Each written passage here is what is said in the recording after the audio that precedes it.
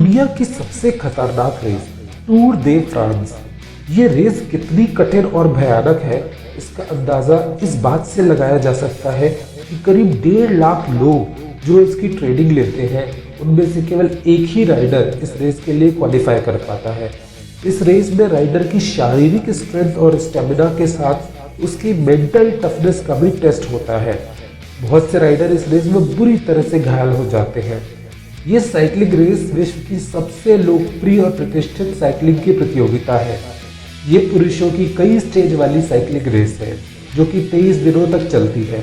इसमें 21 स्टेजेस होती है जो कि 21 दिनों में पूरी करनी होती है। 2 दिन रेस्ट के लिए होते हैं।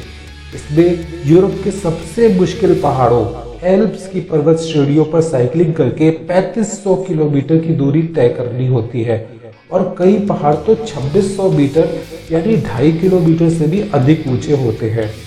हर दिन राइडर को 170 किलोमीटर से ज्यादा दूरी कवर करनी होती है, वो भी सबसे कम समय में।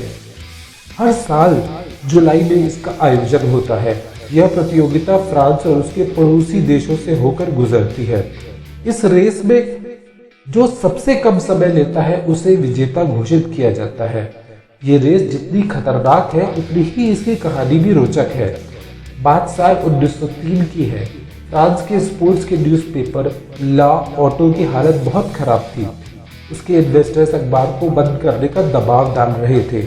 अखबार के मैनेजमेंट ने अखबार की बिक्री बढ़ाने के लिए सन 1903 में एक साइकिलिंग रेस का आयोजन किया जिसका नाम टूर दे फ्रांस रखा गया। जल्द ही इस रेस को बहुत लोकप्रियता मिल गई और अखबार बहुत प्रॉफिटेबल होकर बंद होने से बच गया। शुरू में इस रेस में 5 स्टेजेस थी जो अब बढ़कर 21 हो गई है। इस रेस में 20 से 22 टीमें पार्टिसिपेट करती है। हर टीम में 8 राइडर होते हैं। हर स्टेज के टाइम को जोड़ दिया जाता है और सबसे कम समय लेने वाला विनर होता है। स्टेज के विनर को येलो जर्सी मिलती है और ये बहुत बड़े सम्मान की बात होती है।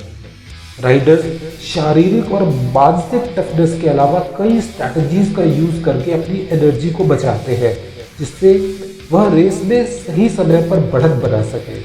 राइडर्स को रास्ते में बारिश, बर्फ, तेज हवाओं और तूफान का सामना भी करना पड़ता है। साइकिल की टीम को पेलाटून कहते हैं। टीम अपने सबसे अच्छे राइडर को जिताने की कोशिश करती है। इसके लिए वे कई स्ट्रैटेजीज का इस्तेमाल करते हैं। इसमें पहली है ड्राफ्टिंग। इस तकनीक का इस्तेमाल टीम तब करती है जब हवा विपरीत होती है। अपने बेस्ट राइडर को टीम सबसे पीछे या बीच में रखती है और विंड प्रेशर टीम के दूसरे खिलाड़ी झेलते हैं जिससे बेस्ट राइडर की 40% तक एनर्जी सेव हो जाती है जो राइडर को चढ़ाई की थकान से बचाती है। लेकिन जब पहाड़ों की चढ़ाई चढ़नी होती है तब सभी राइडर्स के ऊपर समान ग्रेविटी फोर्स होता है। यहाँ पर अच्छे राइडर्स का फिजिकल और मेंटल स्ट्रेंथ का असली टेस्ट होता है और रेस के इसी पार्ट में अच्छे राइडर्स अपनी प्लेटून से अलग होकर लीड बनाते हैं। ये रेस का सबसे मुश्किल पार्ट होता है। अच्छा राइडर भी दर्द से चिल्लाने लगता है और स्लो हो जाता है। पहली Tour de France race Boris Garin ने जीती थी। वर्ल्ड वॉर को छोड़कर यह रेस लगातार हो रही है।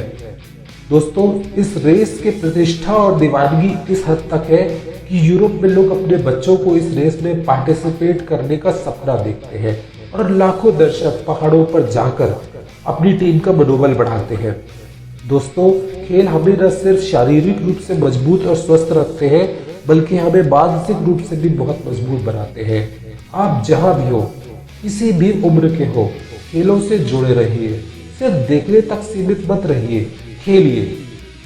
पियरे डी कुबर्टेन, जो कि ओलंपिक समिति के अध्यक्ष थे, ने कहा, जरूरी ये नहीं कि आप ओलंपिक गेम जीते, जरूरी है कि आप खेल में हिस्सा लें। जिंदगी में हमेशा जीत नहीं बल्कि एक अच्छी टक्कर दीजिए।